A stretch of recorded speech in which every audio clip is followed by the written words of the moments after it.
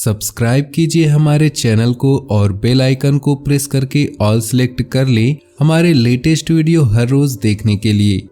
दोस्तों नमस्कार, आप सभी का हमारे इस YouTube चैनल में बहुत बहुत स्वागत है।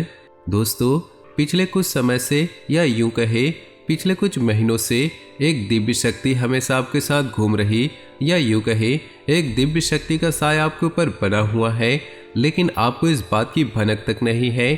जी हाँ दोस्तों, लेकिन इसका सबूत यह है दोस्तों कि आप विचार करके देखें, पिछले कुछ समय से आप कितने ही परेशान क्यों ना हो, लेकिन कहीं ना कहीं से किसी न किसी रूप से आपको मदद प्राप्त हो जाती है।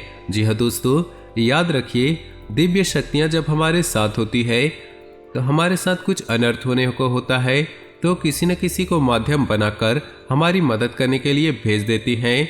लेकिन दोस्तों हम आपको बता दें, आने वाले 3 दिन आपकी ज़िंदगी के बहुत खास दिन होने वाले हैं। आपकी ज़िंदगी में बहुत बड़े बदलाव होंगे और यह दिव्य शक्ति आपके ग्रहों के साथ मिलकर कुछ ऐसे योगों का निर्माण करेगी कि इन 3 दिनों में आप इतिहास लिख सकते हैं, कुछ भी हासिल कर सकते हैं। जी हाँ दोस्तों, लेकिन आपको इस दिव्य शक्ति की संपूर्ण सहायता प्राप्त करने के लिए कुछ 3 ऐसे काम हैं जो करने ही होंगे और ऐसी कुछ गलतियां हैं जिन्हें किसी कीमत पर नहीं दोहराना होगा। जी हाँ दोस्तों, तो वीडियो में बने रहिए हमारे साथ, वीडियो पूरा देखिए, हम आपको हर एक बात पूरे विस्तार के साथ बताएंगे। दोस्तों याद रखिए, वो इतना महत्वपूर्ण वीडियो आपको पूरे YouTube चैनल में कहीं नहीं मिलेगा। इस तरह के वीडियो बनाने में बहुत मेहनत लगती है और बहुत खोजबीन करने के बाद इतनी महत्वपूर्ण और रहस्यमय बातें निकाल कर लानी पड़ती है। हम आपसे बस इतना चाहते हैं कि अगर आप हमारे YouTube चैनल पर पहली बार आए हैं तो चैनल को सब्सक्राइब कर ले और वीडियो को लाइक कर ले, इससे हमारा मनोबल बढ़ेगा। तो चलिए दोस्तों वीडियो की शुरुआत करते हैं, लेकिन उससे पहले आपसे निवेदन है पूरे भक्ति भाव के साथ कमेंट बॉक्स में ओम नमः शिवाय अवश्य लिखे और वीडियो को एक प्यारा सा लाइक कर दे। भगवान भोलेनाथ आपकी रक्षा करेंगे। दोस्तों आपको बता दें, आने वाला अगला 3 दिन का समय आपके लिए बहुत ही महत्वपूर्ण समय होने वाला है। इस समय का आपको विशेष ख्याल रखना है और 3 ऐसे बड़े काम हैं जो आपको अवश्य करने होंगे। इससे यदि आपके जीवन में किसी प्रकार की बाधा है, कोई अन्य समस्याएं हैं तो वह दूर होगी। इस दैवीय शक्ति की संपूर्ण कृपा आपको प्राप्त होगी, फिर आपके जीवन में चमत्कार होने शुरू हो जाएंगे। दोस्तों आपको बता दें, आने वाला 3 दिनों का समय आपके जीवन का बहुत बड़ा समय होने जा रहा है। इस समय का आपको विशेष ख्याल रखना है और 3 ऐसे बड़े काम हैं जो आपको अवश्य करने हैं। इससे यदि आपके जीवन में किसी प्रकार की बाधाएं हैं, कोई अन्य प्रकार की बाधाएं तो वो दूर होंगी। इस दैवीय शक्ति की संपूर्ण कृपा आपको प्राप्त होगी, फिर आपके जीवन में चमत्कार होने शुरू हो जाएंगे।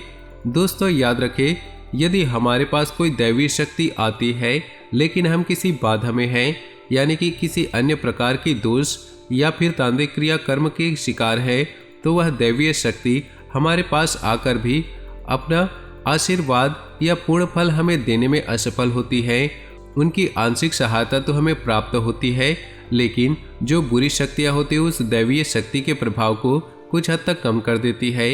इसलिए हमें सबसे पहले अपने आसपास के वातावरण को शुद्ध और स्वच्छ करना होगा, ताकि दैवी शक्ति जब हमारे पास आए तब उसका पूरा आशीर्वाद हमें प्राप्त हो और हमें मनोवांछित फल प्राप्त हो। दोस्तों कहते हैं ना, जो लोग अच्छे कर्म करते हैं, दिल से सच्चे और साफ होते हैं, ईश्वर भले ही साक्षात उनके साथ ना हो, लेकिन किसी न किसी रूप में उनकी मदद के लिए हर समय तैयार रहते हैं। तो अब समय आ गया है, यह दैवीय शक्ति स्वयं ईश्वर का रूप बनकर आपकी मदद के लिए तैयार है। दोस्तों हम आपको बता दें, आप लंबे समय से कई तरह की समस्याओं से पीड़ित चल रहे हैं। आपने सुख की पल भी अभी देखे नहीं है। आप कई तरह से मानसिक या शारीरिक रूप से पूरी तरह से पीड़ित चल रहे हैं, लेकिन पिछले कुछ समय से या यूँ कहें कुछ महीनों से आपको कहीं न कहीं से आपको राहत मिलने शुरू हो चुकी है। आप हमारे द्वारा कही गई बातों को सच्चे दिल से आकलन करके विचार करें, तभी निर्णय पर पहुंचे। दोस्तों हम जानते हैं कि इस समय आपका स्वभाव थोड़ा रूखा और चिड़चिड़ा हो चुका है। आप जीवन की परेशानियों को देखते देखते परेशान हो चुके हैं। आपके मन में क्रोध इकट्ठा होता रहता है और यदाकदा जब तक किसी के ऊपर यह क्रोध निकल भी जाता है लेकिन आपको बता दें दोस्तों, इसमें आपकी कोई गलती नहीं है। ये तो समय की चाल है। जब इंसान पर समय की मार पड़ती है तो वो पीड़ित होता है, तो उसमें क्रोध आना शुरू हो जाता है। ये इंसानी स्वभाव है, इसमें आप दोषी नहीं हैं। आपको परेशान होने की कोई ज़रूरत नहीं है। आपका दिल साफ है, आप मन से बहुत सच्चे हैं, इसीलिए आप ईश्वर के बहुत प्रिय हैं। अगर ईश्वर ने आपके जीवन में कष्ट लिखे हैं तो याद रखिए कि आप अपने पिछले कई जन्मों के कष्ट काट रहे हैं और अब आपके सुख के पल आने वाले हैं। जी हाँ दोस्तों, जैसे कि घनी रात होती है उसके बाद ही दिन निकलता है, वैसे ही कष्टों के बाद आपके लिए सुखों के दिन आने वाले हैं।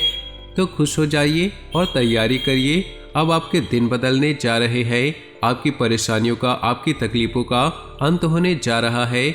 दैवीय शक्तियाँ आपके साथ है, आपको उद्धार करने के लिए तैयार है। जी हाँ दोस्तों, इन सब के लिए आपको कुछ ऐसे काम अवश्य करने होंगे जिनसे आपके आसपास एक स्वच्छ ऊर्जा का आवरण तैयार हो जाए और दैवी शक्ति उन महायोगों का निर्माण कर सके जिससे आपको उसका संपूर्ण फल प्राप्त हो सके। और आपको कुछ गलतियां भी नहीं करनी है, नहीं आप उसी परेशानी या उसी समस्याओं से घिर जाएंगे और आपकी समस्याओं का अंत बड़ी मुश्किल से होगा। दोस्तों, हम आपको एक बात और बता दें, इस समय आपको बहुत सावधान और सतर्क रहने की आवश्यकता है, क्योंकि जब कभी हमारा समय बदलने होता है हमारी मानसिक स्थिति पूर्ण रूप से स्थिर नहीं रह पाती है। हम हमेशा कंफ्यूजन की स्थिति में रहते हैं जिसका लाभ हमेशा लोग उठाते हैं, यानी कि लोग हमारी मानसिक अस्थिरता का लाभ उठाते हैं। आप इस समय कुछ ऐसी मानसिक अवस्था में चल रहे हैं कि लोग आपका दुरुपयोग कर लेंगे, प्यार मोहब्बत में आपको फंसाकर मीठी मीठी चिकनी चुपड़ी बातों में आपका दुरुपयोग करेंगे, आपके धन दौलत या फिर आपका कीमती समय का शोषण करेंगे, आपको परेशान करेंगे। बदले में आपको कुछ भी नहीं मिलने वाले हैं, आप जहाँ के तहाँ रह जाएंगे। तो आपको अपनी बुद्धि स्थिर रखने की आवश्यकता है, ईश्वर में पूरी आस्था बनाकर रखनी होगी और लोगों के द्वारा जो भी बातें कही जा रही है या आपके लिए जो भी लोग व्यवहार कर रहे हैं उसके लिए आपको थोड़ा सा सतर्क रहने की आवश्यकता है।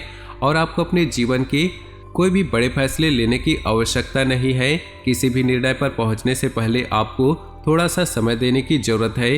कोई भी फैसले आप जल्दबाजी में लेंगे तो आप बहुत परेशान हो जाएंगे।